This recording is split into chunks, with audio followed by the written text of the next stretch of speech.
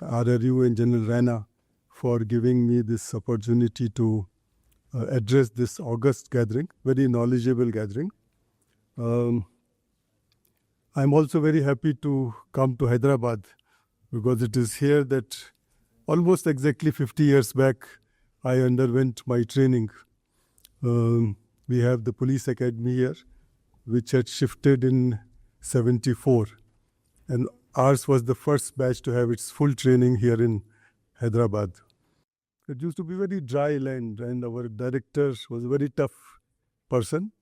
He was very fond of Shramdan. So we were asked to do Shramdan, and I remember we were asked to dig up a place for swimming pool. So we spent the whole year for day making this swimming pool. But when I visited Hyderabad after about 8 or 10 years, I found that the swimming pool had been made at some other place. so I presume that the next 2-3 batches would have filled up the place that we had dug up. Anyway, I'm very grateful to be coming here and talking to all of you. Actually, there's hardly anything left for me to talk. My 2 previous speakers have covered almost everything. I intended to talk about geopolitics. I intended to talk about terrorism. I intended to talk about role of China in the neighborhood. So what I'll do is I have a PowerPoint presentation. I'll quickly go through. I'll talk first about terrorism and terrorism in the region, and then talk a bit about Chinese role in our neighborhood. So I'll be flipping the slides because I want to take up the terrorism part first.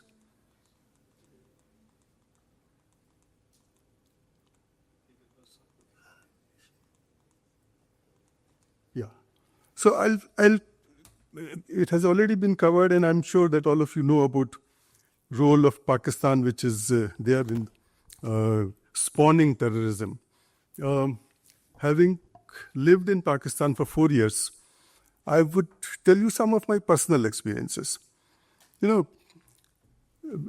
can have a look at this thing, but the thinking in Pakistan is very different. They consider India as a Hindu country. They say whether Kashmir is with us or with you would not have mattered if you were not a Hindu country. Now, any amount of telling them that we have more Muslims living in India than in Pakistan will not change the matters. That is the thinking there. Number 2, the kind of influence, the kind of power that the army wields there. If you look at the society of Pakistan, you have the army and the ISI at the top.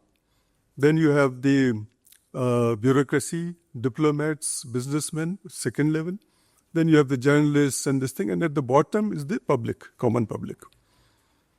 I remember when I was there, I'll keep flipping these things, you can just have a look.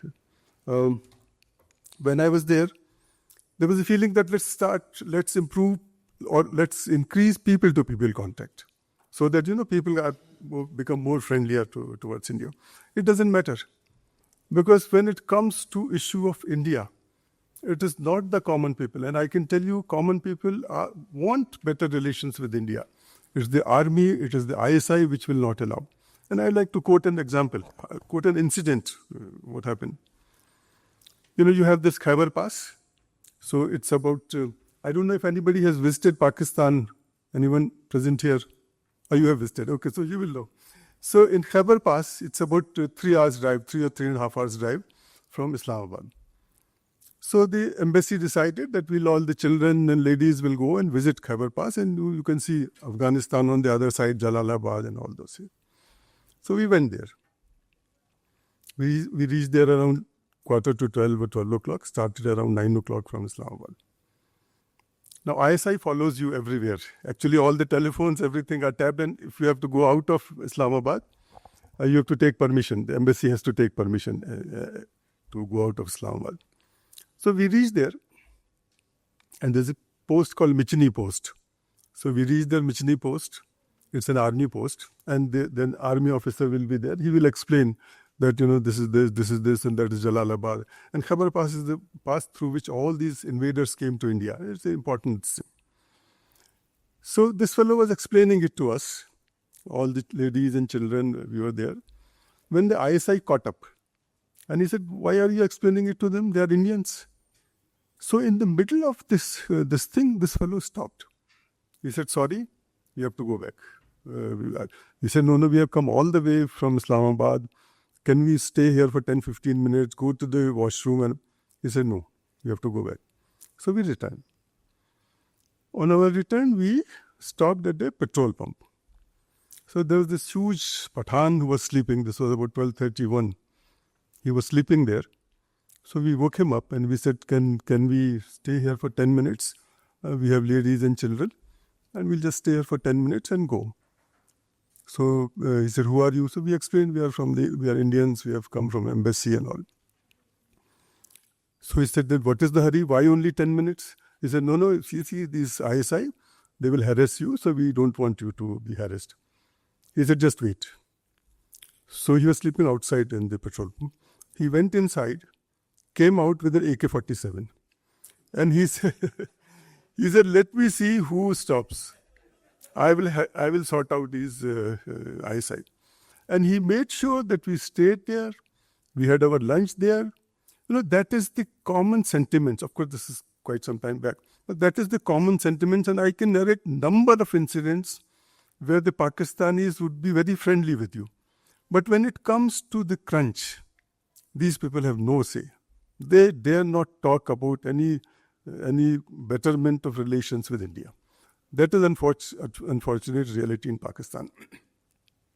An inspector of the ISI is more important than a minister of the government of Pakistan. And I can again narrate personal incidents when I face those situations. So as you all, it is the army, the kind of privileges, Musharraf took over, so his property was announced. And we calculated at that time, this is 99, it was 28 crores of property officially given to him. Because as you would know, when a lieutenant becomes captain, he's given a plot of land. Captain becomes a major, again given a house. So legally, they are given all these things. So by the time he becomes a general, he has a huge property. Bajwa, when he retired, he is reportedly supposed to have 6 billion worth of property. So why would army give away this privileges? They will never. The kind of influence that they.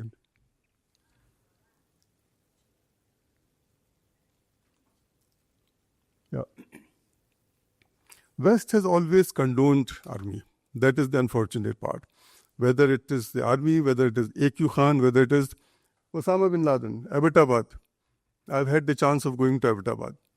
Abbottabad is a city where you cannot cross 500 yards before coming across a checkpoint of the army. And Pakistan said, no, we did not know that Osama bin Laden was living here. And West accepted it. And even now what we are seeing, that IMF is giving them loan, $7 billion worth of loan is being given to Pakistan, and they will.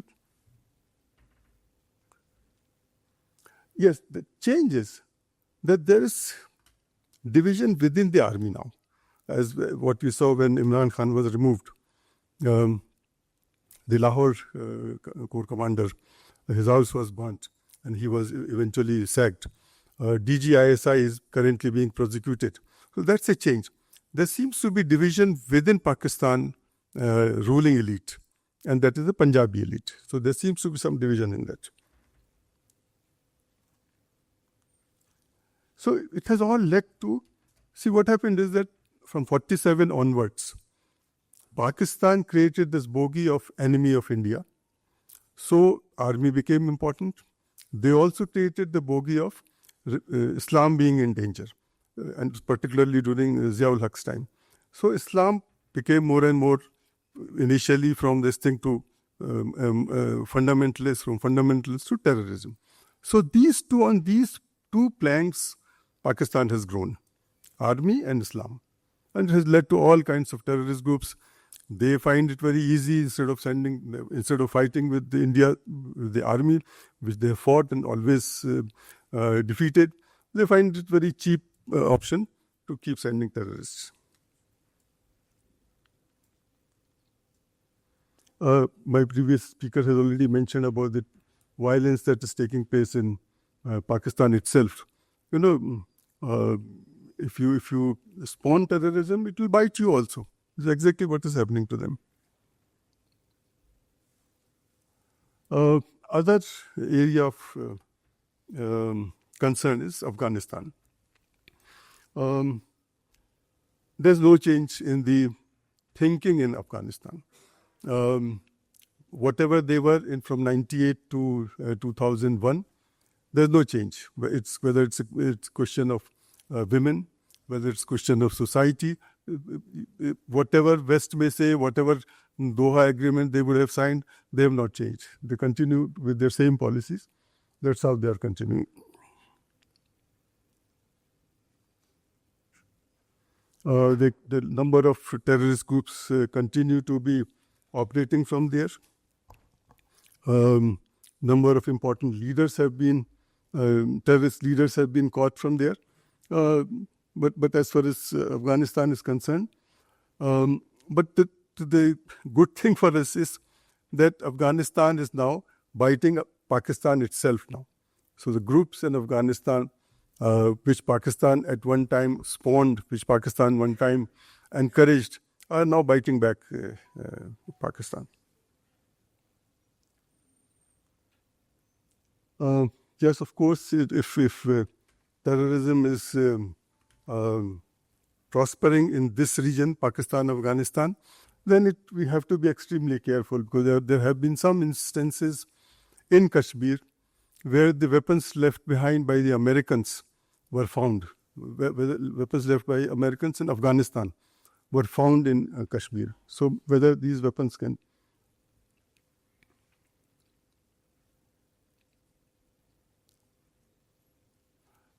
talking about Bangladesh, again, my previous speakers have already spoken about Bangladesh. Major concern for us is that whether Bangladesh is also going Pakistan way. The kind of advisors which Yunus has taken in, belonging to particular Islamist or rather terrorist groups, that's very concerning. And so you have the memory of Bangabandhu, or that memory of 1971 war. That is, efforts are being to erase that memory. This thing. In Bangladesh, so far, the Bengali the culture was considered as dominant than Islam. The efforts are being made to make Islam as more important than Bengali. That is what is the trend that we see.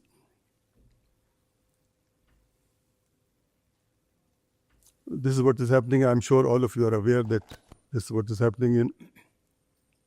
So fundamentalism seems to be taking place more and more in Bangladesh. Whether as and when the elections are held, whether whichever party comes to power will reverse or will be able to reverse this trend will have to be seen. Because once this trend gets moving, it gets established, whether they will be able to reverse it will have to be seen. And whether the current regime is willing to, because they keep talking about holding the elections in next 6 months or 1 year, but they do not give a specific date. So again, number of terrorist groups which were already there. I would not say that these are new groups. These groups were there in Bangladesh even earlier. So they have become more active now, more getting more patronage, state patronage now. Rohingya issue was mentioned by my previous speaker.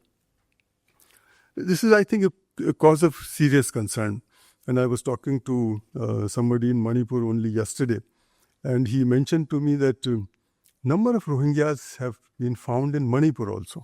So that's another one concern that we have.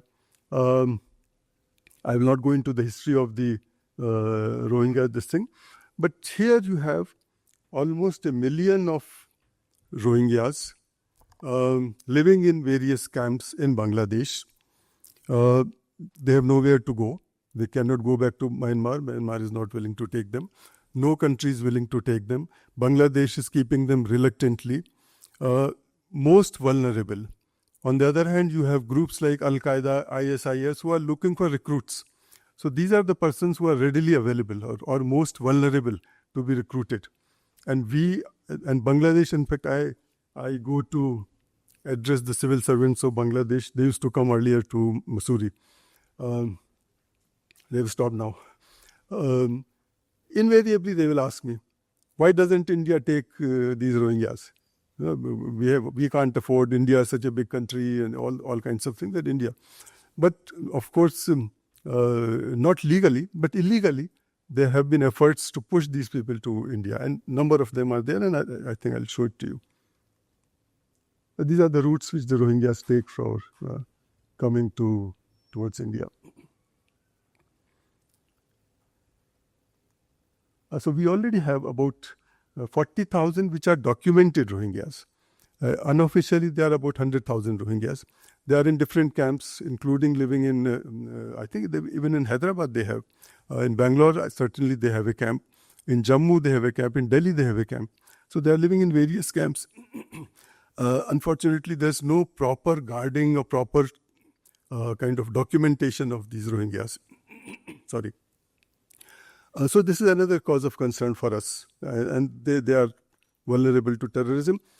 As it is, they are fighting amongst themselves. In the camps, you have all kinds of groups which have been created, and then they keep fighting.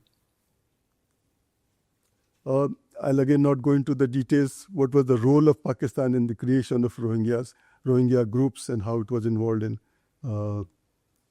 Again, Myanmar has been covered. Our current concern about Myanmar is that you have a large number of these Chins at the Mizoram border. About 50,000 of them have come into Mizoram. 5,000-6,000 of them had also come to Manipur. So whether these people will be able to go back or not, what will happen to them, the kind of fight which is going on just across the border in Mizoram, in the Rakhine area, in the Chin area, whether it's going to affect us, that is again, that's an area of concern. China, of course, is the dominating factor in Myanmar. Myanmar has, in my opinion, has been very, very unlucky.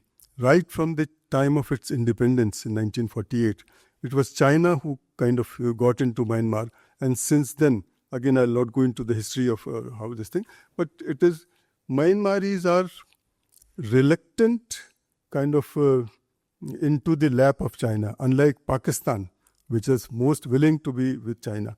Myanmaris hate Chinese, but they have no way, because the Chinese support Myanmar in the international fora, UN, wherever, but at the same time, give weapons to all the EAOs, ethnic armed organizations. So they are playing a double role.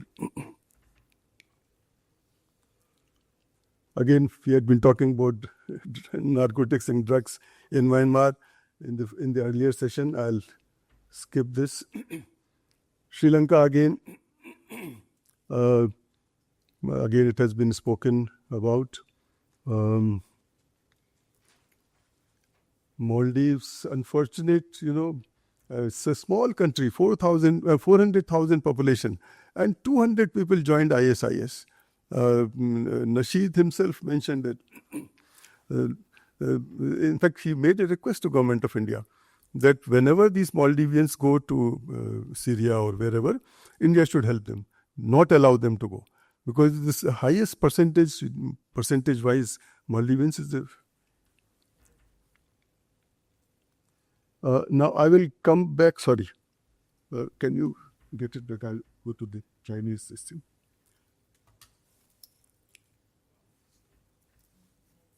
I'll very quickly run through role of China in the neighborhood.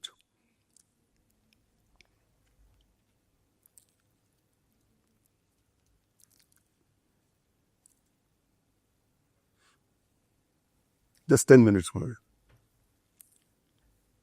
Can you go to the building here? Yes, okay. I'm skipping this.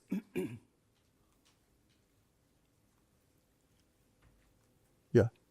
So, as one of my previous speakers mentioned, Pakistan we can handle, we will handle. China is the major concern. And the way China is trying to surround us from all over across this thing, that is our major concern. China is trying to promote that their system of governance is better than the democratic system. And unfortunately, some countries, including our neighborhood and certainly in African nations, they've started believing it, that that kind of a system is better. See how China has progressed. So that's ideologically Chinese, this thing. Again, we know the kind of economic diplomacy or economic encirclement which the Chinese are doing, whether it is Hambantota port, whether it is port in Sri Lanka, whether it is Gwadar port. Chinese are going there, investing money. If those countries are not able to repay, then they go and take over. This is what they seem to be doing. So they have this debt diplomacy, natural resources, geopolitics. See, what Chinese are doing is, let me just go to the next one.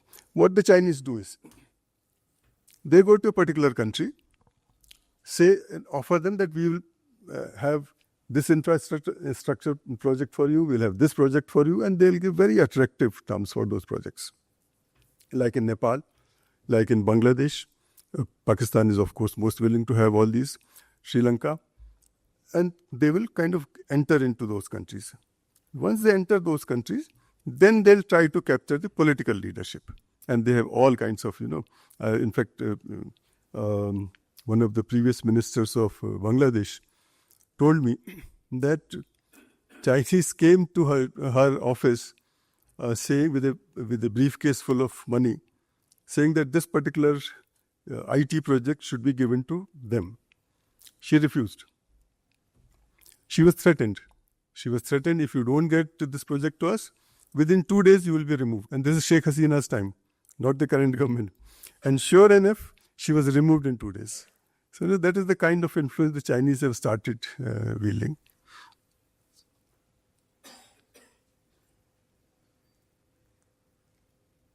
Yes, as I mentioned, equipment supplier, infrastructure projects, capturing think tanks, academics, students.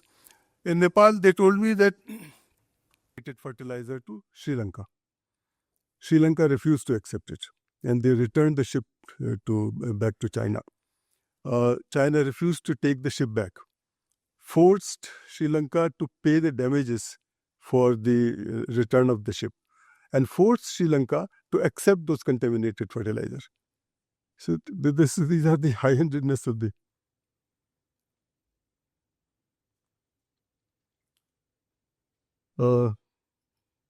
yeah, so I will...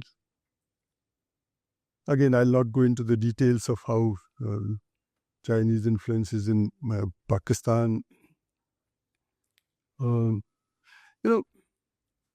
Pakistan, I'll tell you, I went to the market in Pakistan and I purchased small things. And this is again long back. The nails were very expensive, ordinary nails which you use for, very expensive. So I asked them that, why these nails are so expensive? They told me they all come from China. So even that kind of market that they have captured.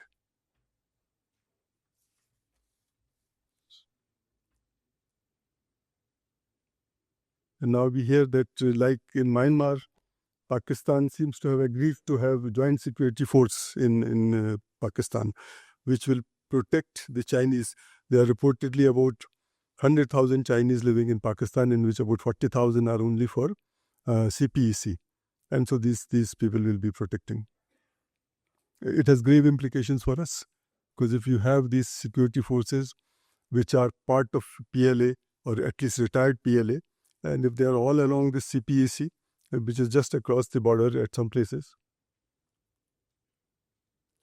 Again, China is very active in.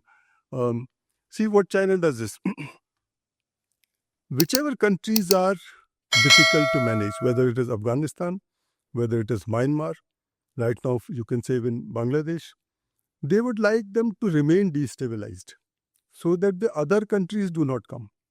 Myanmar, nobody is willing to go, China is there. Afghanistan, nobody is willing to go, China is there. There they exploit the resources. There they take over the whole thing. Nepal, it has already been spoken about Nepal. I'm sure all of you must have visited, most of you must have visited, and you would have seen the difference in Nepal. Even the names of the shops are now written in Mandarin. The menu cards are in Mandarin now. That is the major difference in last 15, 20 years in Nepal.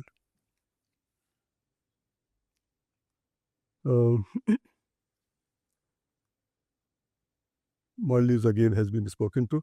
I think I'll stop here. Thank you very much.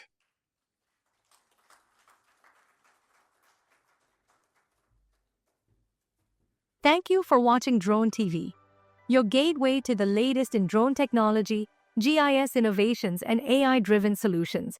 To partner with us or promote your company on Drone TV, visit www.dronetv.in. Contact us at +917 5201 23555.